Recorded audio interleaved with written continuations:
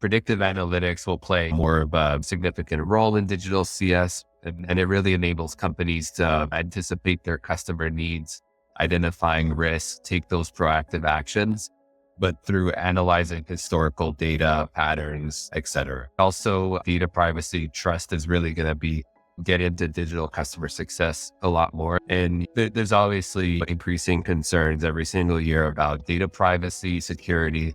Companies are going to need to prioritize this more and more, especially through those digital CS initiatives with how much and how frequent communications are happening, right? And the last one is more of that emotional intelligence and customer success. As AI and automation are going to play more of a significant role in our customer engagement and interactions, emotional intelligence will be more important. Companies are going to have to start developing more strategies that empathize with customers, that aspect of empathy, understanding their emotions, understanding their sentiment, to be able to respond to them accordingly, right? It's not just like, hey, let's check in, or I haven't spoken to you in the last 30 days. And how was the quality of that most recent interaction? And what do I do with this now? So those are really the three I'd say are going to start emerging and becoming a bit more prominent next couple of years.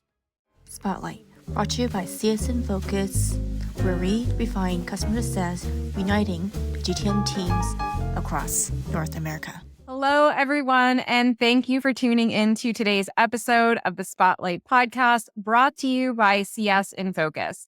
I am your host, Elizabeth Italiano, and I'm really excited to be here with Lukas Alexander today, who is the VP of Customer Success at ChurnZero. Prior to that, he was the head of client success and operations at Cision. And I also have to say that previous to that role, he worked at my absolute favorite sports team of all time, of all sports, the Montreal Canadiens, as a communications leader. And as much as I would love to also talk about my beloved and embattled Montreal Canadiens, that is not why we are here today. We are here to discuss digital CS programs, best practices, and building and executing digital CS. So on that note, I am going to hand it over to Lukas to tell us a little bit more about himself and his role. Thanks so much. Really happy to be here. And sadly, we won't have any Montreal Canadiens to talk about before the month of October or when the season starts. But yeah, really excited to be here to speak with you. So I lead customer success here at ChurnZero. I'm about 7-8 months now into this role here at ChurnZero. And previously, as you mentioned, I worked at Cision for about 8 years, really started my career as a customer success manager, got into people leadership, and really fell in love with customer success and enjoy the whole concept, of course, of leading people, but also knowing that your people leadership impacts people, customers as well, helping them achieve their objectives. So, and then I had been a customer of ChurnZero for a really long time. And we were one of ChurnZero's first customers when I was at Cision. And obviously it was when the opportunity came around to join ChurnZero, I didn't even give it a second thought. Felt like second nature to me, and I loved the entire ChurnZero team. So I'm really excited to be here where I am today. And yeah, outside of work, I have a 2.5-year-old daughter who was growing up way too quickly here. And so doing all the dad stuff on the weekends and the evenings. So really enjoyed that part of my life as well. Awesome. And living in one of the best cities in North America, in my opinion. But anyway, a little bias there. But yes, thank you again for joining us. I mean, running the CS team at ChurnZero, having a young daughter, your hands are full, I'm sure. So really appreciate you taking this time. So let's get right into it. But first, I want to level set with the audience around digital customer success. So you often hear digital CS and scaled CS used interchangeably. So how do you define digital CS, and do you consider it the same as scaled CS, or is it different? Yeah, I think two are definitely, you hear them used in different contexts and different conversations, different companies also. So we work with so many customers, obviously, over the last several years who digital CS, scaled CS is all the rage, and customers will call it different things. But in my mind, digital CS is the provision of customer success really through digital channels, mobile apps, even social media platforms, emails, chatbots, other types of communications, and different ways to communicate with customers and stakeholders. And it encompasses that use of technology to deliver efficient, effective customer experiences. On the other hand, though, the term scaled really takes a bit of a different angle. Typically, in my mind, would refer to that ability of a company or organization to handle a larger volume of customer requests or larger volume of customer experiences without compromising the quality of the service that you're giving. So there's some overlap there as well, right? You can use digital customer success strategies as part of a larger scaled customer service. So that's where I see those two sort of concepts sitting together in the same strategy and the same function. And obviously more and more over the last several years, digital CS has really made its way in scale customer success, scaled customer service, really. Right, right. Yeah. The way I've thought about it and talked about it in the past is scaling with digital CS. So that being one of the mechanisms to scale. Yeah. But yeah, thanks for clarifying that, because I do know I've been part of conversations where some confusion happens and I'm like, okay, we're talking about two different things. While some people use it interchangeably. So wanted to level set on that. Now, getting into more of the details around digital CS, what would you say are some of the key components that a CS leader should consider when building a successful digital customer success strategy from scratch? So day one, don't have anything in place. Where do they start? Yeah, no, for sure. I get asked this question a lot, actually. And a lot of companies out there who are, despite this being a hot topic now for third, fourth year of running here, some organizations are still doing this for the first time, which is totally okay. But the biggest thing I would say that the first key component is, and I also want to make sure that, customers are not losing sight of this as it goes along, but it's really that ability to understand the customer's needs. Because when you put forward like a digital success strategy as part of a larger initiative to scale your operations, scale customer service, it's obviously about getting more efficient, right? And there's something really selfish about that for the organization, for the company, right? You want to increase margins, you need to do more with less, like all that other stuff. But understanding your customer needs, get that deep understanding of your customers, their pain points, their expectations, their preferences as well. So that's the first thing I would say when you're starting to build a digital CS strategy from scratch. You need to understand your customers in the different segments that they're in. And then the other thing is, what are those digital tools and technologies? Do you have the right tools to deliver a scaled or digital CS model? So a lot of that comes with investing in digital tools and technologies to facilitate customer engagement, customer support, customer enablement as well. So there's so many different parts of building a digital CS strategy, but digital CS being what it is relies heavily on technology. So that's generally the second or third thing you're going to want to do right away, building from scratch, is asking yourself, do I have the right tools in place from a CSP perspective, a CRM perspective, an LMS perspective? Those are all things that are going to help you scale. Technology really becomes your best friend in that digital CS world. So yeah. And what type of self-service options do customers have? So then it's really reflecting on how can we empower our customers to help themselves before they're sort of coming to you and tapping into resources. So do I have the right self-service options in place? A lot of that goes down to what's in your actual product, right? Do we have to build anything in the product to make this product easier to use, to help customers troubleshoot things themselves? And that falls outside of technology that you're going to go in and buy to layer over your CRM and things like that. Right. Yeah, you hit on something really key around efficiency and knowing your customers and your buyers.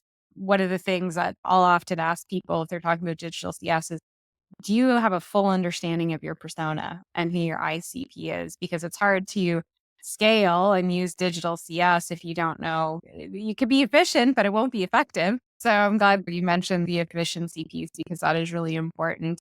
Yeah.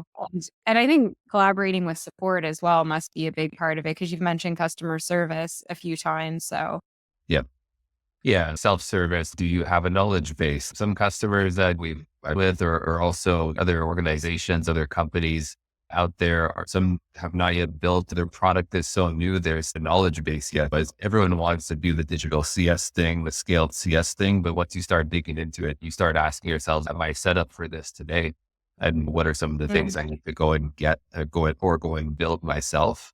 But also you struck a chord there around what do we know about our customers? What do we think we know about our customers? But does that align with what our customers are expecting, right? So asking customers for their feedback. We're continuing here at ChurnZero to iterate on our digital customer success strategy. And we meet with customers all the time to ask them about their own digital CS. Just because we do customer success, we sell products and services for the CS field. Our customers are doing a lot of really great things. And so soliciting that feedback from your customers, validating is my understanding of the customer, actually what our customers are expecting.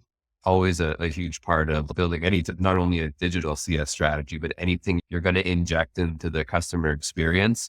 It's always worth it to get customer feedback and to ask customers what they think about how they would feel receiving this type of experience as opposed to another. Yeah, that's a fantastic point. Talk to your customers and see where does your perception align with their reality is really important. So yeah, and it's kind of crazy to me sometimes when you have to remind people to talk to their customers, but sometimes you do. So I'm glad you called that out. So speaking of customers, I want to, talk a little bit about customer segmentation and how that plays a role in digital CS and what criteria should companies use to segment their customers effectively. Yeah. So segmentation obviously plays a big role. And I'm going to caveat this that digital doesn't need to be its own segment. You can do digital in all of your segments if you want. But segmentation is something that companies should be doing not only once, it should be something that gets revisited quite regularly. It plays a crucial role, particularly in digital CS, because it'll allow you to tailor your strategies and your interactions to those specific needs in your customer base, right? Their preferences, their behaviors by different customer groups. And by segmenting customers effectively, as a company, you can deliver more personalized experiences, improve CSAT, drive better business outcomes. And those are all things that roll up to driving revenue outcomes and for your organization. So in terms of criteria, there's obviously some fairly basic ones. Start small with segmentation. Some of the ones that I hear a lot about are, what is the customer's ARR with us, right? What are they spending with us? What is the customer's ARR? That indicates their size. We still see a lot of companies segmenting by employee count. And in a lot of cases, like the employee count's either inaccurate or out of date, but it's not really a true reflection of the size of the team that you're working with, right? So ARR, like spend with you, either customer's ARR, what types of products do they have? How many seats do they have? Things like that indicate what level of service as well is going to be expected, right? A customer who's coming to you with 500 seats as opposed to a customer who's purchased 10 seats. Both of those customers are going to require potentially different level of effort from your CSM, from your support team, from your implementation team. So I see a lot more companies including some more product specific criteria in how they segment. And that folds into scaled CS, digital CS, because it's all about efficiency, right? So you're going to have to get into some of the more product specific behavioral aspects of segmentation more than you would say revenue and things like that. But you can also do a lot around industry as well. I see some customers segmenting based on industries. That depends on what expertise you have within the organization. If you have CSM, so you want to dedicate to ed tech, maybe you can afford to have 3 or 4 CSMs that are only focused on a certain industry. But yeah, those are the ones that I see coming up quite a bit. Okay. And so you mentioned a number of components there. So I imagine access to data is important in order to really refine your segmentation, which is a good segue into the other question I wanted to ask you is what data consideration should companies take before they even start looking at implementing digital CS? Yeah. Data is always a big question. And the quest for perfect data is always out there. There's no perfect data that exists, I think. But first of all, there's also no digital or scaled CS without data, especially in this particular strategy. You need at the very least to be able to answer three different questions, I would say. So from a data perspective, you need to be able to answer who is my customer and who are the key people there. So that's going to allow you down the track to automate communications, automate surveys, making sure these types of communications, engagements are being sent to the right people at the right time. Also, when do they renew? So your data needs to be able to tell you when do they renew and what products do they have. That's going to allow you to add automation to your renewals process or track things like how is the customer, are they ready for that next product, right? At renewal to allow you to expand and things like that. And then the third question, I think for digital CS, that your data needs to be able to answer at a very, bare minimum is how are we engaging with you? So are we tracking our meetings? Are we tracking our emails? This will help you really keep track of things like when was the last time that we spoke to you so that we could potentially automate triggers and proactive actions to CSMs to get in touch with you again if we haven't spoken in the last 30, 60 days, whatever it is. Mm-hmm. Everything else is, I don't want to say it this way, but could potentially be a nice to have, but you need to be able to answer at least those questions. Who's the customer? When do they renew? What commercial data do you have? And how are we engaging? Obviously, there's so many more data points like product usage and things like traffic to your homepage and your website, all of that stuff. But very, very minimum, those are the three I think are super important in digital CS in particular. Right. So those are the table stakes. And I'm picking up on a theme here is that we need to know our customers. And unfortunately, we see in the industry a lot that there's a lot of companies that their customer base is kind of a black box, Sure. which is scary for me to think of, but really good kind of tactical tips there for anybody that's considering digital CS. And kind of more broadly speaking, what are some of the common pitfalls to avoid? So not having those data points would be one. What are some other mistakes and pitfalls you see? Yeah. And this is one that the one I'm going to say, one that I've made this mistake in the past is creating a ton of plays, a ton of content before you even get started. So you want to build a digital CS program strategy. You're going to need to create content. You'll need to create plays and things like that, different engagement tactics. But I think we get really excited about creating all this stuff. If you have a customer marketing team, you'll tap on your customer marketing team to get some help. You'll create all these different plays, these different engagements. And then once you actually roll it out, you'll realize this one didn't really work or that one didn't really work, or I never used half of the stuff that I created.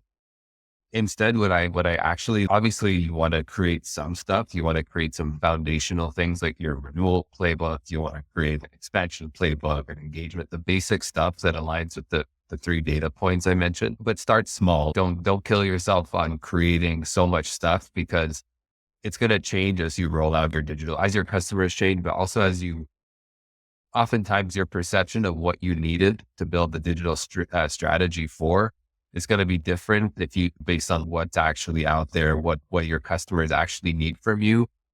And if your customers are used to something today, and then all of a sudden they're getting a ton of heavy digital engagement with all the stuff you just created, they're going to notice a really big difference. So start small and let your customers help mold your digital CS strategy to a certain degree.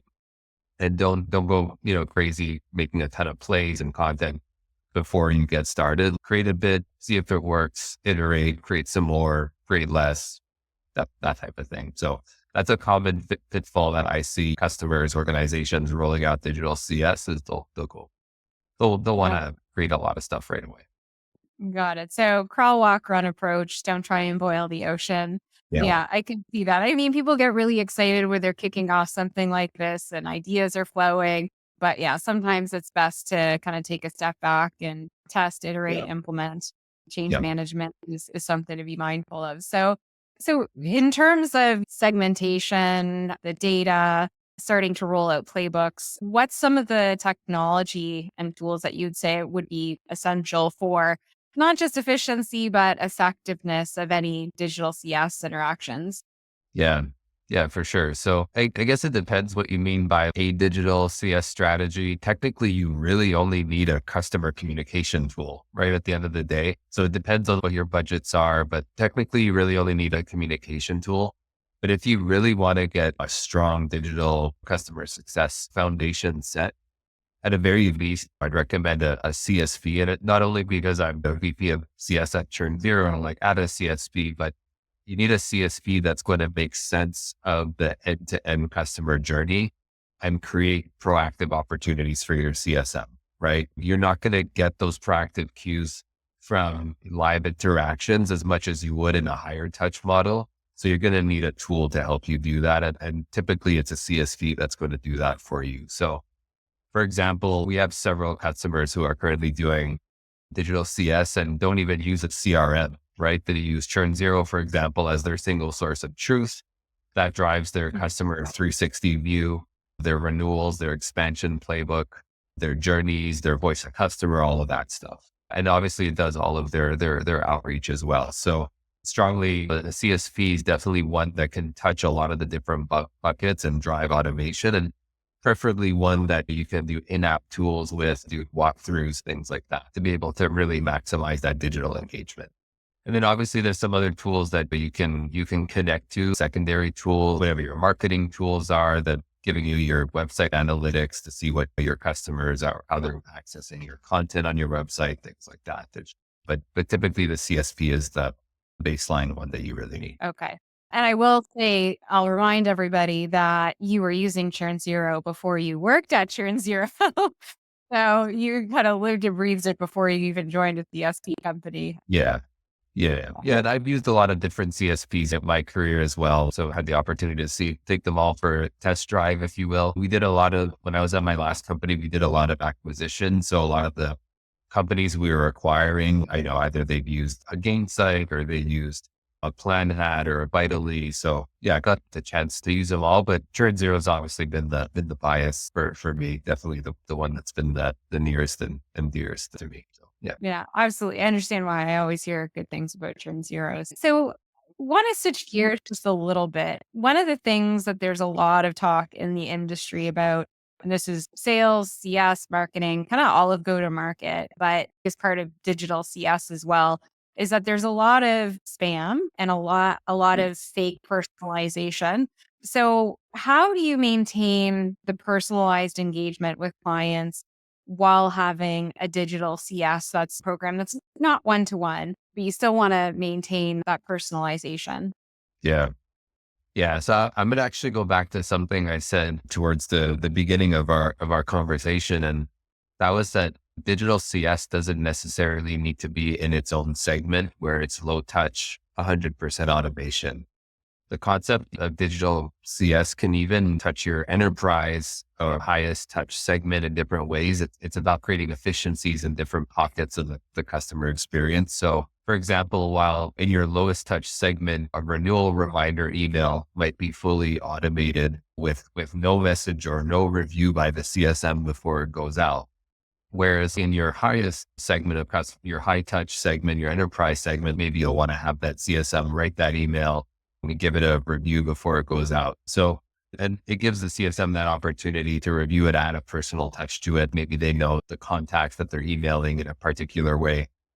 In ChurnZero, actually, we have that concept of a message review where based on a certain customer behavior, like an email can queue up for the CSM in their command center, which is kind of like their home base where the CSM lives and breathes every morning. And so there's a concept of a message review where the email queues up there, the CSM adds their touch and hits send right to that on that message. So we created efficiency there. Maybe we also sent that notification as an in-app announcement, and the next time our POC signs into the product, they see it. But my point is that it doesn't have to be all or nothing. There's a middle ground there where you can have the automation, you can have the technology, boil it up to the CSM and say, hey, you should send this email to your customer. And then the CSM adds that personal touch. So I like that because it's a nice balance, and I like it because it's something you can use across all different segments. It's not limited to one, and that drives things like scale and things like that. And it's going to depend on your capacity to strike a balance on what your customers are expecting from your teams, really. Yeah. I love that. That's efficiency meets effectiveness, right? Yeah. And to your point, balance. And I like what you said before as well around CS or digital CS not being specifically just a segment, and the higher touch CSMs can leverage it as well. So I really like that perspective. And Um, that's something that a lot of customers I speak with realize in their second or third year doing digital CS is they launch it first as its own standalone. And then you hit a point where you realize like, oh, hey, it doesn't necessarily only have to be for my low touch. I can get efficient with my high touch customers as well. Maybe not to the like full blast, but there's different levels that you can achieve that with all segments. Absolutely. Love that. A great perspective and great advice. So, around measuring the effectiveness, so we just talked about efficiency and effectiveness a bit. What metrics and KPIs should companies be tracking to measure the success of their digital CS initiatives? Yeah. Oh yeah. Metrics, metrics, metrics. Has to be about the metrics, right? So yeah, no, for sure. It needs to tie back to revenue somehow. Obviously, I'm sure any leader you ask will tell you something similar. Both what customers give you as dollars, so revenue, and then how much you spend to serve those customers in each of your segments. And in a digital or like scaled CS, you'll probably want to emphasize a bit more on things like your cost to serve. That's why people got really excited and crazy about digital CS, right? It's all about doing more with less, all those buzz phrases, right? Um, Mm, my advice is always, always, always, first and foremost, be in touch with your leadership team, your board, ask for feedback on what they want to see. Don't assume these are the metrics, but some of the specific KPIs are your usual, your GRR, your NRR, and your logo, right? Those are the most important metrics there. And then adding on cost to serve, especially when you're talking to a board or a leadership team. Even we speak to a lot more and more CFOs about digital CS because they're super interested in the cost to serve, right? They're controlling the budget for the entire company, what's coming in, what's coming out. So they're particularly interested in that cost to serve, and it's a real top line metric. mm, Those are the top four, I would say: your GRR, your NRR, your logo, and cost to serve as your lagging metrics. got it. And I want to just emphasize one point that you made. I mean, all of your points are great. But the fact that you mentioned that you're talking to a lot of CFOs because they are interested in digital CS and the impact it has on cost to serve. There's sometimes I don't know why it's a debate, but sometimes you'll hear people in the industry saying, oh, a CS doesn't really need to know how to talk to a CFO or are really going to engage the CFO. But if you don't believe me, believe Lucas. It is something that is top of mind for a lot of them. So I'm glad that you brought that up. Yeah, CFOs are getting more and more involved. I think it's also seen it more and more with as digital CS and scaled CS got bigger. But they want to know how efficient are we? They want to be able to predict spend, be able to predict revenue just as much as we do in CS. So yeah, more and more CFOs are getting more involved in customer success. They want to know what's happening in the CSP. How is it being used? How is it getting us results? How's the cost of like spending on technology being offset by those customer outcomes? So yeah, more and more we're seeing. Awesome. Okay. That's really helpful to know, and glad you're sharing that with the audience. So, pivoting, I guess, a little bit back to strategies around digital CS, what would be some strategies and tactics that you would recommend companies use to keep customers engaged through digital CS? So, not necessarily even just consuming, but making sure they're engaged.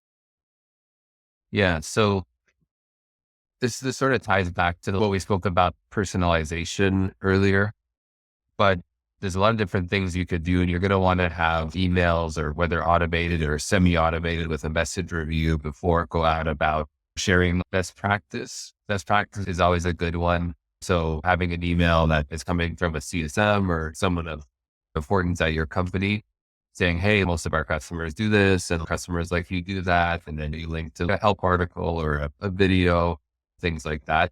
But one of the things to take that even further, one of the things I love to see in a digital CS strategy is a CSM giving recommendations. So again, it goes back to that semi-automated approach where in this context, you would have to have an email queue up. Maybe, haven't spoken to this customer in the last 30 days, email queues up for the CSM. And then it sort of requires that CSM to take a peek into the customer's application, their platform, see what they're doing. And then just basically going back to them with, even if it's just one small recommendation, right? That took maybe 10 minutes of the CSM's time, but it's really, you have technology queue up a proactive action. CSM has to go in and figure out what's that recommendation I'm going to give a customer. And then sending that off to anyone will at least create some type of a response. Maybe you'll get oh, thanks, it's a great idea, but we're not quite ready for that yet. Or you'll get something like, oh, wow, I hadn't thought about that at all. Tell me more. Then you have a conversation going, you have a back and forth, and then you've generated some engagement there. So those are some of the things that I really like to see through digital engagement strategies. That could be done in-app as well through a pop-up if you have the right technology. Like, have you tried this? Customers like you are doing that, or I've noticed that you've done this. Try that. Here's a little video or something like that. So yeah, it's really taking that recommendations angle, but having, again, going back to your technology that's driving your digital CS strategy, queue up the proactive action for you, serve up the proactive, a little tip to the CSM to be like, hey, time to send this customer a recommendation. They haven't received one in a while. Love it. And that's being proactive with a purpose, not being proactive just for the sake of being proactive. So the difference, I'm going to check in or send something that may or may not be applicable to you, but proactive with a purpose and in an efficient way. So that's really great. That's awesome. So what trends do you see that are going to be emerging in digital CS? Yeah. I wish I had a crystal ball for sure to get the answers to that. But some of the things that we'll start to see more and more of, I would say there's maybe three of them. So the first is more predictive analytics for customer success. So predictive analytics will play more of a significant role in digital CS, and it really enables companies to anticipate their customer needs, identifying risks, take those proactive actions, but through analyzing historical data, patterns, et cetera. So now that there is a historical data pool somewhere for predictive analytics to pull from. So I think we're going to see a bit more of that start to make its way into digital CS. The data backlog builds up of customer behavior and things like that. And then I also think there's going to be a lot more, especially in digital CS, where you're doing things a lot more at scale. There's going to be a lot more focus and need for companies to be continuing to place more attention on data privacy and trust, right? So data privacy, trust is really going to get into digital customer success a lot more, I think. And there's obviously increasing concerns every single year about data privacy, security. Companies are going to need to prioritize this more and more, especially through those digital CS initiatives with how much and how frequent communications are happening, right? That this digital CS is super heavy on engagement and sending comms out and automating communications and things like that. So having enhanced privacy controls, consent mechanisms, or just general ethical data practice is going to be super important to maintaining customer trust, compliance, and things like that. And then the last one I'll say is more of that emotional intelligence and customer success. So I think as AI and automation are going to play more of a significant role in our customer engagement and interactions, emotional intelligence will be so much more important. Companies are going to have to start developing more and more strategies that empathize with customers, that aspect of empathy, understanding their emotions, understanding their sentiment, to be able to respond to them accordingly, right? It's not just like, hey, let's check in, or I haven't spoken to you in the last 30 days. How was the quality of that most recent interaction? And what do I do with this now? So those are really the three I'd say are going to start emerging and becoming a bit more prominent next couple of years. Well, I think each of those three things could probably be a podcast episode in and of themselves. I'm really excited about the prospects of improved predictive analytics and doing analysis on lookalike customers more easily. So I think you'll be right on that one. And I hope we see that come to fruition. And the privacy thing is huge. I know it's not to some people the most sexy, interesting, hot topic. It's not, you're not going to get a lot of sound bites out of it, but it is really Yeah. important. And I think it's going to be even more important of where we even see sales reps and CSMs put customer data and things of that nature. So Yeah. yeah, it'll be interesting to see. We'll catch up in a year from now and see see where all of those predictions are. Was there anything else you wanted to add? These things they try and predict as many of them as possible, but I'm looking forward to seeing what the next year holds for digital CS in particular and where it's all going to go. So we'll see. All right. Well, we're coming up to closer to the hour. So I'll ask you the final question. And as you know, this is brought to you by CS in Focus. So I have a question around focusing. And I know that it can be really easy to get pulled into a zillion different directions, and it can be hard to lose sight of ultimately what we're trying to create, whether it's programs, initiatives, strategy. When it comes to digital CS programs in particular, and you mentioned earlier that people can create way too many plays and kind of do too much too soon. What has helped you stay focused when creating digital CS programs? Yeah. Yeah. So my response is actually ironically going to be about focus as well. And it's keeping, so two things to focus on is keeping the focus on the customer, because keeping the customer front and center, like I said at the beginning, digital scaled CS can become something that you obviously want to create efficiency. You want to improve margins and things like that. There's a very business and operational side of it, but we can't forget about the customer at the end of the day. Constantly remind yourself of the ultimate goal. And it's to enhance the customer experience, because that's what the customer experience is, what's going to drive value to customers. And that's what's going to really help grow your business, going to help you achieve your goals as a company, et cetera. So really by keeping the customer at the forefront of your decision-making, always going back to the customer and making sure we're not jeopardizing any customer experiences by taking certain decisions or moving forward with certain strategies or plays or things like that. You can stay focused on truly what matters. So that's part one. And then part two is keep focused on your people, right? You can build digital CS strategies, but at the end of the day, you'll have a digital CSM or two, and it's so easy to load them up with 100, 150 customers because you have a digital or scaled CS program. Burnout is still very real, right? Like you still need to make sure that you're not moving too fast, and CSM that's going to be working with more customers than previously.